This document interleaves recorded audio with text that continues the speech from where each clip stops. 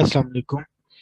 अच्छा, आज हम क्लास 11 मैथमेटिक्स रावलपिंडी बोर्ड के 2021 के एमसीक्यूज को हम डिस्कस करेंगे और मैं आपको सॉल्व करके ही दिखाऊंगा।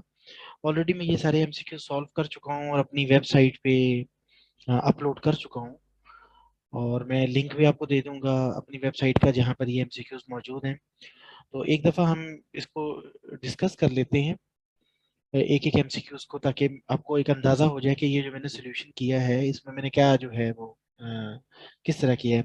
Multiplicative identity of complex numbers is, पहला एमसीक्यू है, multiplicative identity of complex numbers is 0,0, 0,1, 1,0 और 1,1।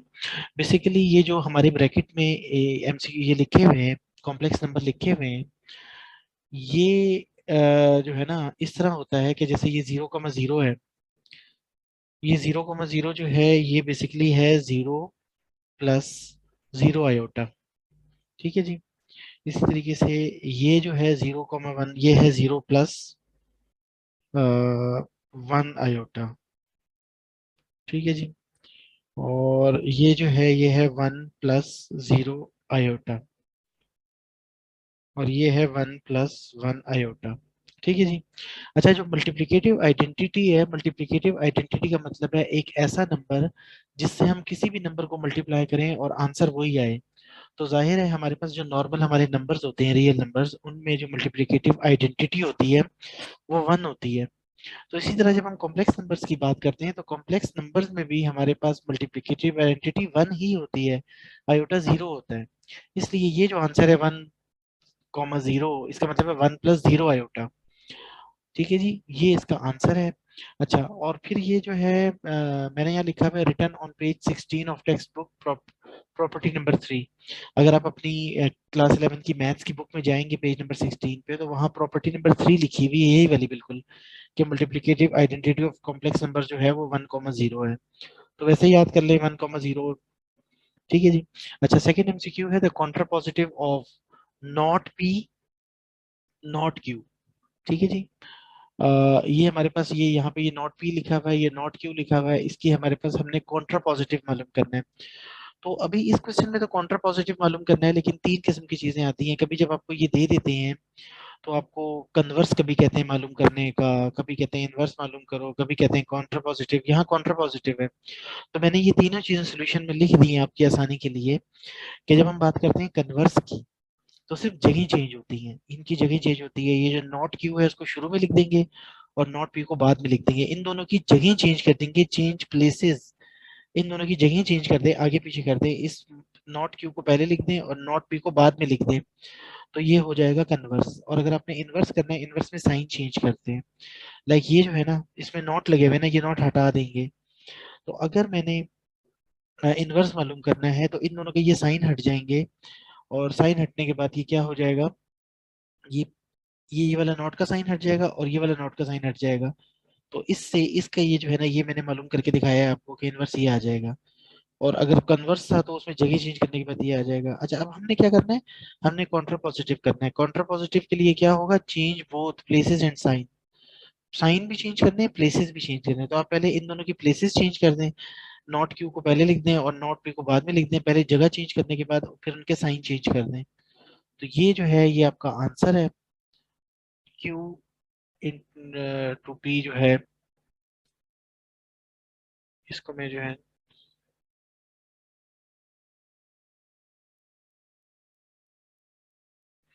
इसको पढ़ते इस तरह है कि इफ क्यू देन पी, इसको पढ़ते हैं if Q then P.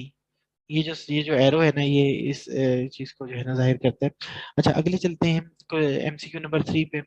If A and B are any singular to non singular matrices then. अच्छा, ये याद कर लें कि हमारे पास जब भी मैट्रिसेस है ना, मैट्रिसेस में ये दो चीजें हैं, ये मैंने ये लिखा हुआ भी है, remember the two properties given below. एक तो ये है कि जब भी ब्रैकेट ओपन होती है, मैट्रिसेस लिखी होंगी, जैसे ए और बी दो मैट्रिसेस हैं, नॉन सिंगुलर हैं, तो अगर इस ब्रैकेट के ऊपर जो -1 लिखा हुआ है, पावर लिखी है, तो जब ब्रैकेट खुलेगी तो जो बाद में चीज है वो पहले हो जाएगी और जो पहले वाली चीज है वो बाद में हो जाएगी, और पावर दोनों पे आ जाएगी। तो ये -1 पावर ए के ऊपर भी आएगी और बी के ऊपर भी आएगी। बी को पहले लिखेंगे, ए को बाद में। और सेम अगर ट्रांसपोज लिखा होता, -1 की जगह टी लिखा होता, जब -1 लिखा होता है इसका मतलब है हम बात करें इनवर्स की, और जब टी लिखा हुआ है तो हम बात करें ट्रांसपोज की। तो इनवर्स में और ट्रांसपोज में दोनों में ये सेम प्रॉपर्टी है कि जब भी ब्रैकेट ओपन होगी, whole bracket A B whole bracket T transpose, तो फिर ये जो टी है ये ए के ऊपर भी आएगा, बी के ऊपर भी आएगा, और बी को पहले लिखेंगे। तो ये दोनों प्रॉपर्टीज आप याद कर लें, चाहे इनवर्स वाली आए चाहे ट्रांसपोज वाली आए। और मैंने ये एमसीक्यू देखा है, ये काफी दफा आ चुका है, ये एमसीक्यू जो है ना, जो इनवर्स वाला है। तो ये दोनों प्रॉपर्टीज याद कर लें, ये कई दफा, 3-4 दफा मेरे ख्याल है, पिछले ये जो 5 साल के पेपर हैं उनमें 3 दफा तो शायद ये आ चुकी है, ये वाली प्रॉपर्टी।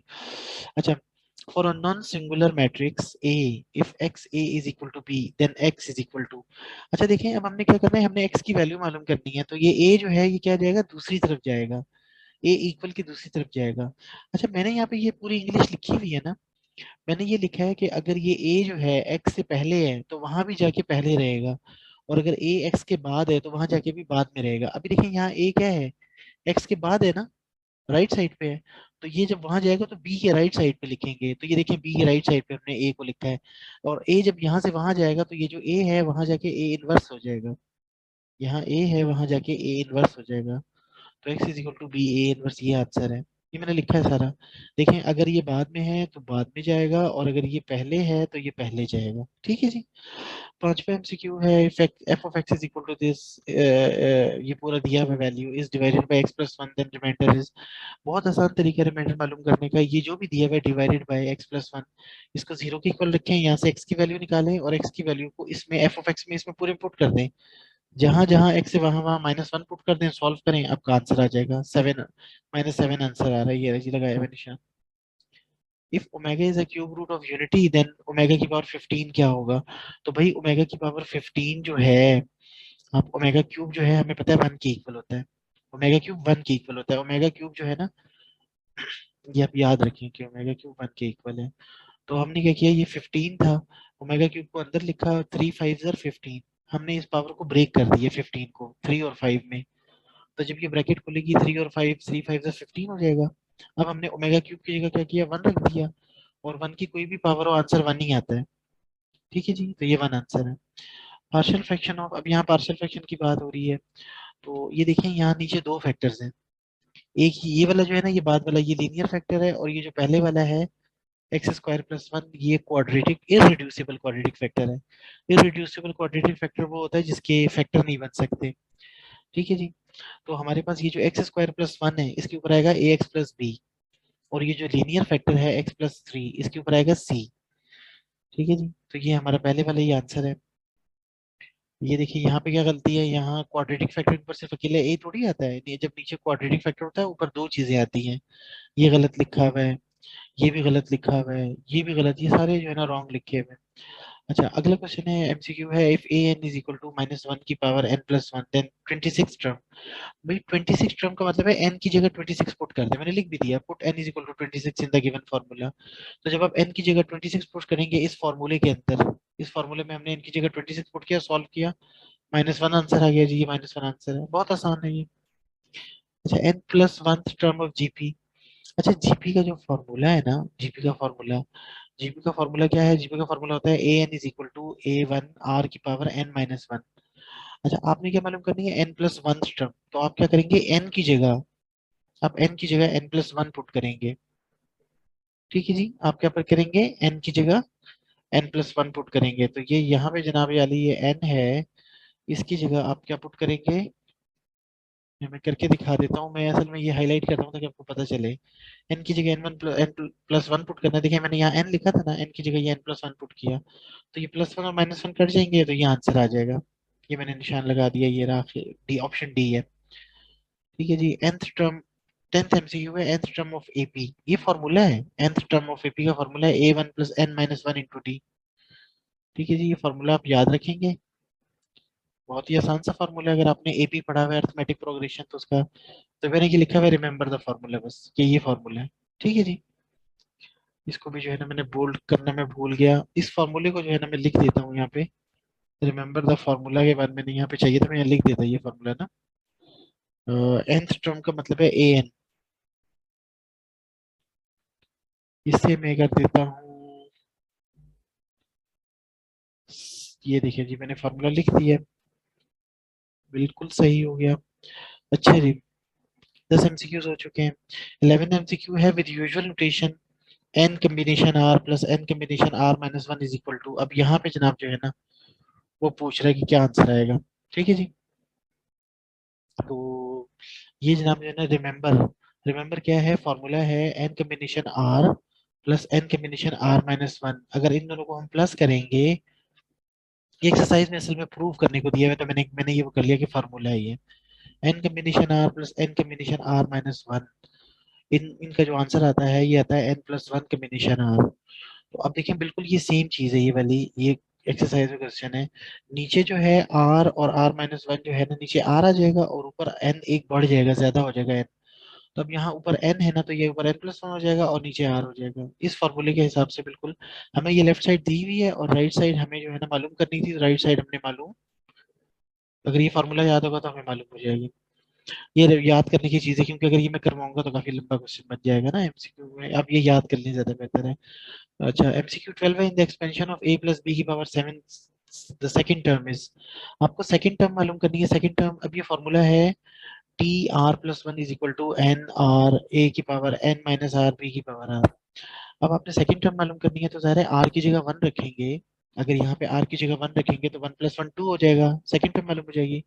तो हम यूँ करते हैं, मैंने लिखा ये फॉर्मूला लिखा, पहले लिखा for second term put R is equal to one और N is equal to seven. क्यों, ये सेवन पावर है ना, ये जो पावर होती है ना एक्सप्रेशन में उसको एन कहते हैं। तो मैंने कहा जी आर की जगह वन रखें, एन की जगह सेवन रखें। इस फॉर्मूले में वैल्यूज पुट की हमने, ए था, बी बी था, ए और बी की तो वैल्यूज वही थी, ए और बी। तो जब हमने इसका सॉल्व किया तो ये सेवन ए की पावर सिक्स बी आ गया। ये ऑप्शन बी करेक्ट था, ऑप्शन बी को मैंने निशान लगा दिया। अच्छा, एमसीक्यू 13 है, in one hour the hour hand of clock run through an angle. अच्छा, एक घंटे में कितना चलता है भाई, आपको सीधी सी बात है, 12 आवर्स में जो आपका आवर हैंड होता है वो पूरा एक चक्कर लगाता है। 12 घंटे में जो आपकी घंटे वाली सुई है, आवर वाली जो सुई है, पूरा एक चक्कर लगाती है। एक चक्कर का मतलब है 360 डिग्री या 2 पाई रेडियन। तो अगर 12 घंटे में वो 12 घंटे में लगाती है 2 पाई, तो एक घंटे में कितना लगाएगी, ये जो 12 है इसको नीचे ले जाओ, डिवाइड में 12 यहाँ है ना, मल्टीप्लाई में एक तरह से इसको यहाँ नीचे ले जाए, तो 2 पाई को 12 से डिवाइड कर दें, उसके 12 हिस्से कर दें, तो आ जाएगा पाई अपॉन सिक्स। तो ये पाई अपॉन सिक्स आंसर है आपका, ये ऑप्शन सी, निशान लगा दिया इसका मैंने, ऑप्शन सी का। आसान है, ठीक है।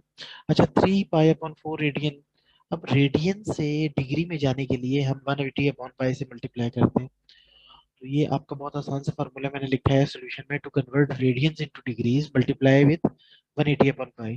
तो भाई ये 3 पाई अपॉन 4 है, इसको 180 अपॉन पाई से मल्टीप्लाई करें, पाई से पाई कट जाएगा, ठीक है। अच्छा, ये 180 को अगर 4 से डिवाइड करेंगे तो आपका 45 आएगा, 45 को 3 से मल्टीप्लाई करेंगे 135 आ जाएगा, कैलकुलेटर से करेंगे हो जाएगा। पाई को पाई से काटें और जो है ना आप इसको सॉल्व कर लें, आपका आंसर आ जाएगा। अच्छा, क्वेश्चन 15 है, साइन माइनस 300 डिग्री। भाई आप कैलकुलेटर यूज कर लें, use calculator to find answer, your answer will be 0.866। अगर आप कैलकुलेटर यूज करेंगे, कैलकुलेटर में साइन -300 लिखेंगे तो आपका आंसर आएगा 0.866। और ये याद रखें कि 0.866 जो है ना √3/2 के इक्वल होता है। तो ऑप्शन ऑप्शन बी जो है ये करेक्ट है। इसी तरह एमसीक्यू 16 है, पीरियड मालूम करना है साइन एक्स का।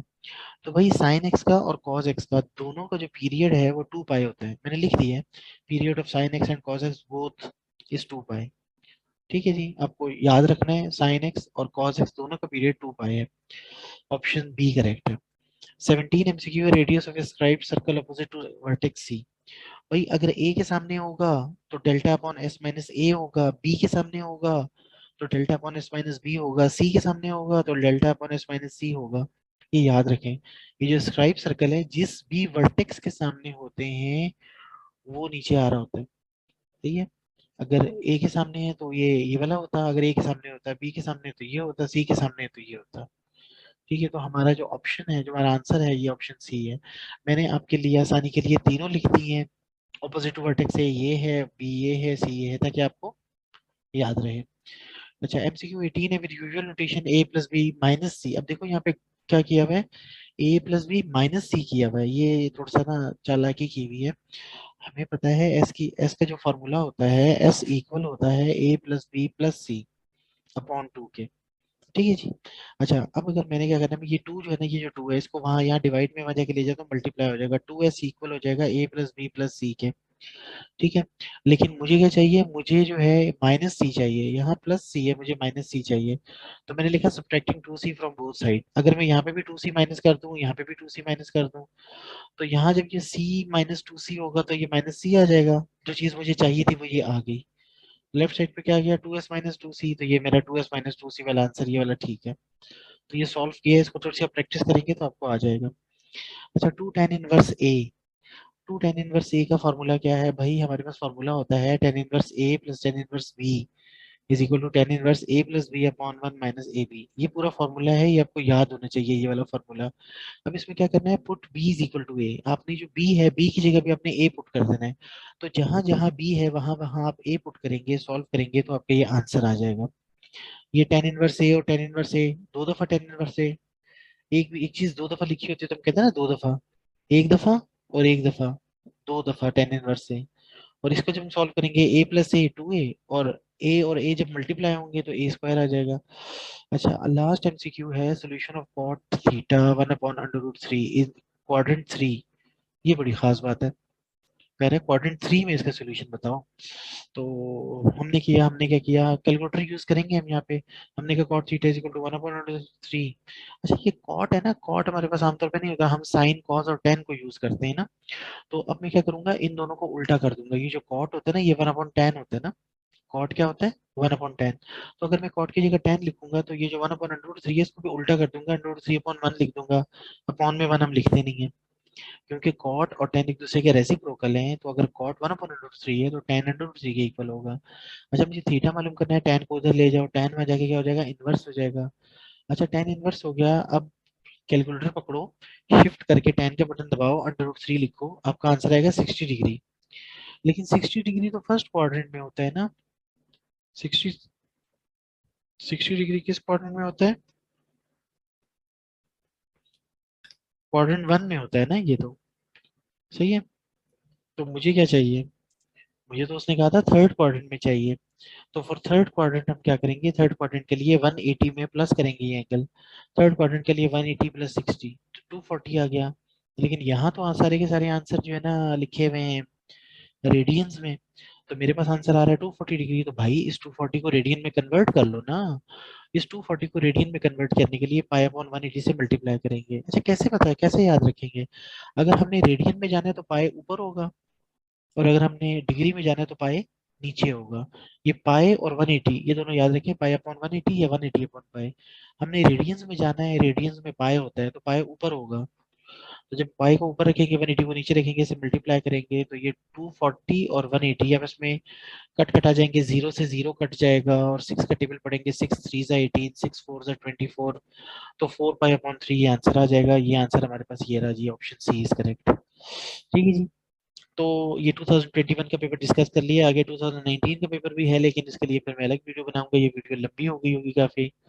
तो चलें इंशाल्लाह, मैं थोड़ी देर 5-10 मिनट रेस्ट करके फिर इंशाल्लाह मैं अगली वीडियो बनाता हूँ, क्योंकि मैं ऑलरेडी लेट हो चुका हूँ। मैं पहले फेडरल बोर्ड से रिलेटेड सारा काम कर रहा था, तो अब जो है ना मैंने सोचा कि मैं फ्री हूँ तो चलिए मैं रावलपिंडी बोर्ड वालों की भी कोई हेल्प कर देता हूँ। और आई होप कि ये जो है वो लाहौर बोर्ड और जो दूसरे बोर्ड्स हैं पंजाब के तकरीबन सारे बोर्ड्स के लिए यूजफुल होगी वीडियो इंशाल्लाह। चलिए मिलते हैं इंशाल्लाह नेक्स्ट वीडियो में।